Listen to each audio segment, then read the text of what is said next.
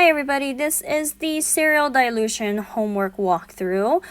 So feel free to backtrack, move forward, or pause whenever you need it. So let's try to do it. I'm going to try to do it as much as possible because sometimes I point, so I will try to be clear here. So this is actually really simple and really similar to what we went over in class. It's just now everything's kind of thrown at you, right? So if we walk through it one by one, it's actually not too bad. So first things first, right? I always look at the parts of the problem that I can answer, right? And for me, it might be different for you, but for me, I'm going to focus on this two tubes first because I already have transfer volume and dilution factor, right? And it's very obvious to me, at least, that that one is easy for me to do. So remember, diluent is what you're adding into the tube. So it's asking you how much diluent you're adding. So we can pretend it's water and dye again, right? So I'm transferring over 1 ml of dye, and I need to figure out how much water I need to put in order to create a 1 to 10 dilution. So hopefully you all remember that our equation is this, right? Dilution factor equals sample over sample plus diluent, right? So for my mathematically inclined students, this should be pretty easy. You're kind of just plugging it in as you go, right? Some of you guys that are really good at it and you can just kind of look at it and see the answer, you should be able to also get that right away, right? But if we're going to do it mathematically, then we're just going to do 1 over 10, right? Because that's my dilution factor, equals the sample. The sample is 1 ml,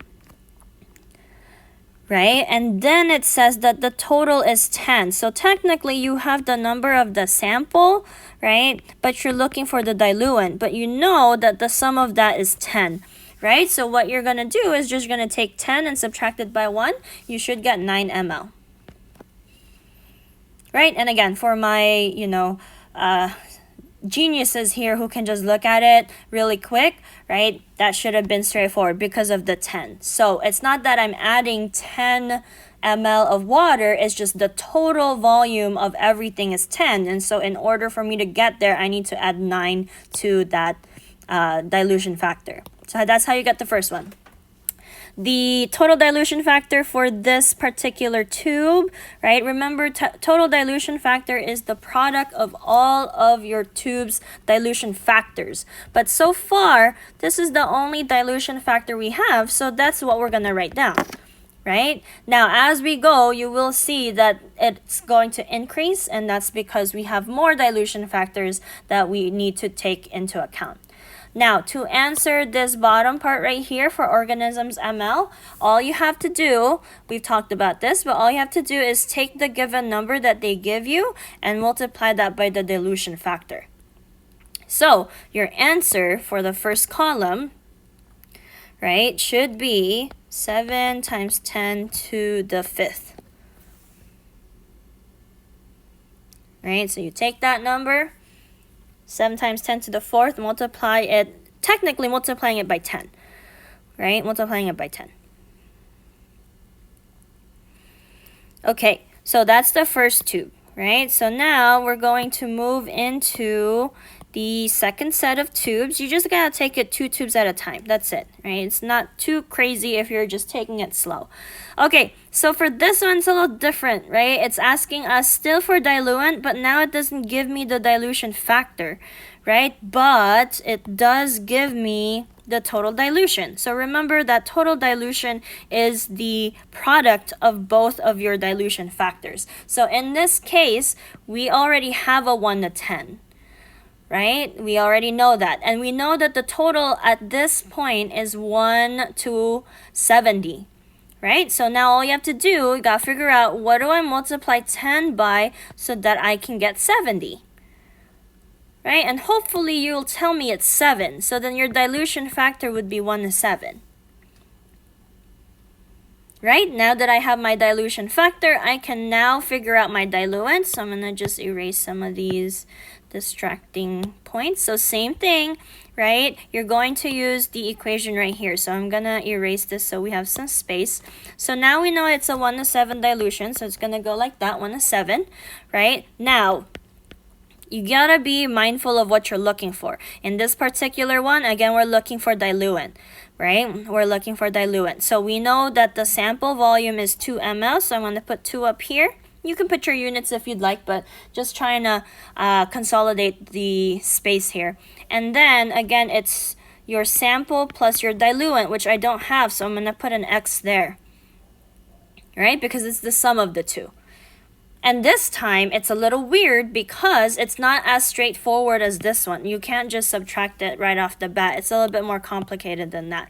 So I'm going to simplify this thing, this equation right here. I'm going to get 14 equals 2 plus x. Right? And then we isolate the x. So I'm going to subtract both sides by 2. And I'm going to get 12 equals x. And again, gotta be mindful. I say this because they will switch it up on you, and they will do that on the next part. This 12 that we got is our diluent, right? Because that is what we're looking for, right? That type of X. So all of these, right, will lead us to our diluent, which is 12 ml. Okay, and then same thing, to find organisms per ml, I am going to take the given number, which again, I just deleted it. It's going to be this one, and then I'm going to multiply it by the dilution factor. Not the total dilution factor, the dilution factor. So this one times this one, right? And then you'll get an answer there, which hopefully ends up being 1 times 10 to the 4th, right? Because I'm just dividing by 7. So the exponent stays the same. And then last part, we're going to focus on these 2 tubes. And now, again, as I've told you, they switch it up on you. They give you the diluent, but they're asking you for the transfer volume.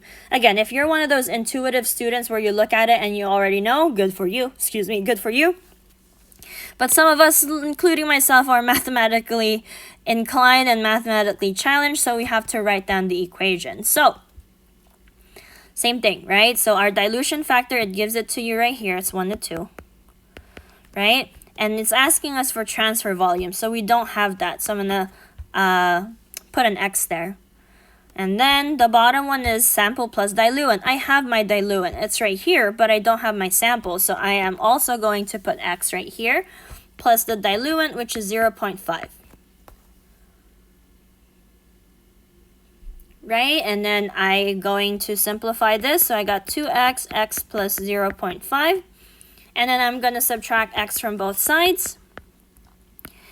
Right? And again, hopefully you know this, but there's an invisible 1 right here. So 2x minus 1x is just 1x, or x. You don't have to write the 1 there.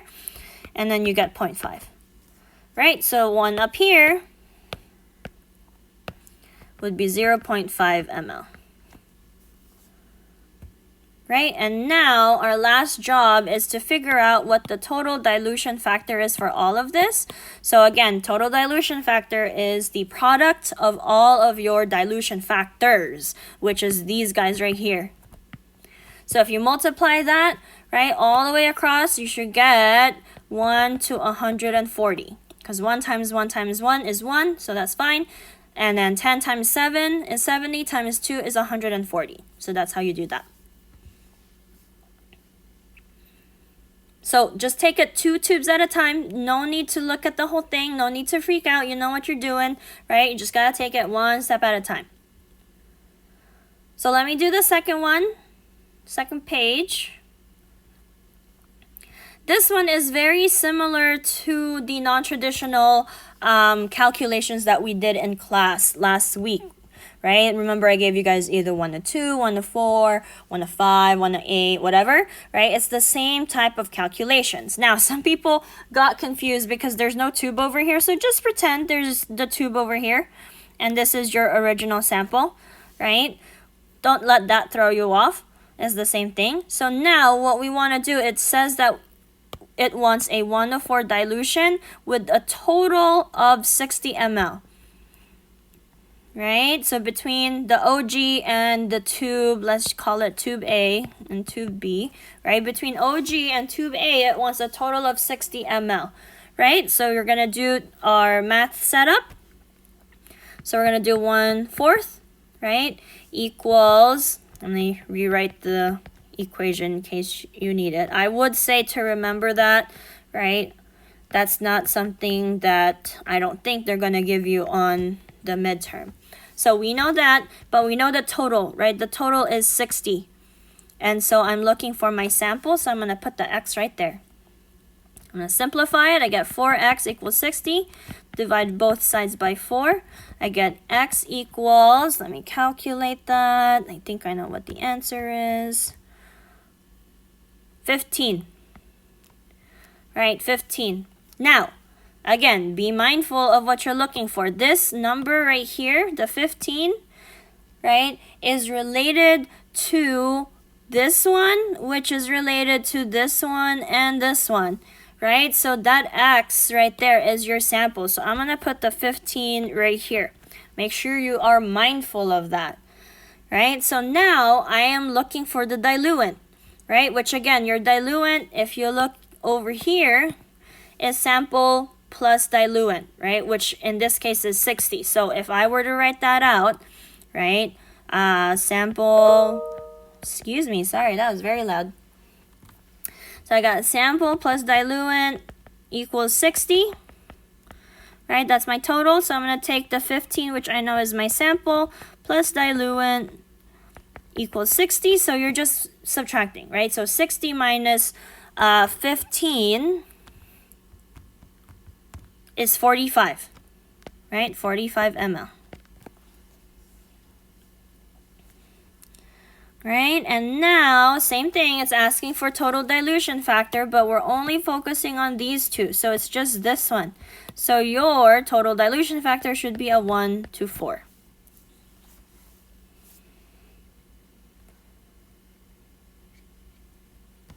And then last thing, right? We're going to, now focus on tube A and B's relationship. And we're going to do the same thing, but again, be mindful of the variables. So let me just erase all of these really quick. So we have some space. Oh, I think this one is asking the same thing anyway. Right? So we have a 1:5 dilution. So I'm going to turn that into a fraction. Oops, sorry. And then I'm looking for both, but I know that the total it wants is 15. So 15 is going to go down here. X is going to go right here. Right? So then we're going to cross multiply. 5x equals 15. We're going to divide both sides by 5. So x equals 3 ml. Right? 3 ml, again, is related to this x, which means this is our sample, which means it's also this sample. So in order for us to figure out how much the diluent is, you just take 15 ml, subtract that by what we just found, which is 3 ml, and it should give you 12 ml. Right, so 12 ml here, 3 ml here. And then for your total dilution factor, remember that is the product of both of your dilution factors, and you do have two, which is this one and this one. So if I multiply both of those together, I should get 1:20. All right, I hope that helps. Again, be prepared for questions like this. Be prepared for different pieces that are taken out. Feel free to come by office hours if you have any questions about this. This will be on your midterm. So I would say ask now, right? It's better to ask now than later. So let me know if you guys have any questions on this, and I'll see you guys next time.